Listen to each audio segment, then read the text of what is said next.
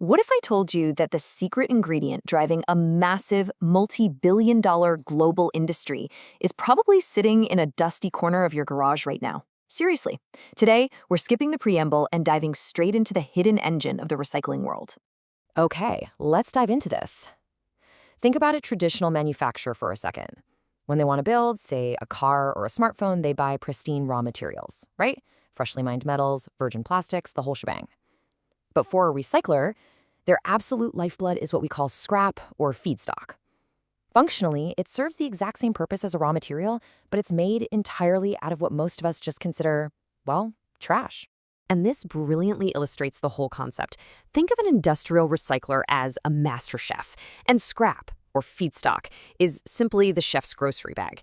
Except, instead of coming back from the farmer's market with fresh carrots and a nice cut of beef, this chef's grocery bag is literally stuffed with spent batteries, tangled copper cables, and broken electronic toys. I mean, it sounds crazy, but this scrap is the foundational raw input they absolutely must have to cook up anything of value in a smelting plant. Let's pivot sharply from that kitchen analogy straight into the corporate boardroom, because, guys, the stakes here are incredibly high. Securing this exact material literally dictates the financial success or failure of these massive companies. In fact, feedstock security is the single biggest swing factor in a recycler's earnings. It doesn't even matter if you have a state-of-the-art, multi-million-dollar smelting facility. If you can't secure a steady, reliable stream of that trash, well, your operations grind to a halt and your margins just completely collapse. Now, what's really interesting about this is the sheer global scale of this feedstock hunt. Take a major player like Pondy Oxides and Chemicals, or POCL for short. Look at this ratio, 34-66. That is their projected domestic to export sales mix for the 2026 financial year.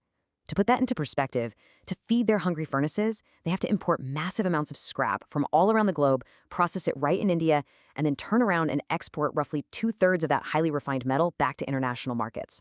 So global scrap flows, they're as vital to these guys as oxygen. So what does this highly sought-after feedstock actually look like in the real world? Well, the most critical example is the ULAB, the used lead-acid battery. This is your spent automotive battery, or maybe that super heavy backup inverter unit that finally stopped holding a charge. Now, while you might just curse it as deadweight taking up space, the ULAB is actually the single largest feedstock category for India's organized lead recyclers. For the major integrated players, melting down these specific batteries drives around 65% of their total revenue.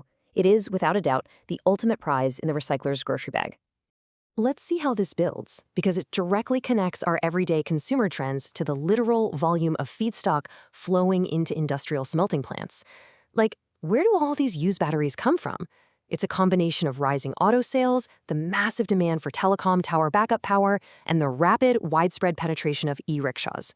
Every single time a new car drives off the lot or a mobile network expands its coverage, a timer starts on a battery, and eventually, that battery becomes the billion-dollar feedstock required to keep this entire industry running. Which brings us to a fascinating final thought for this explainer. We've seen how global supply chains and massive corporate revenues depend entirely on discarded materials.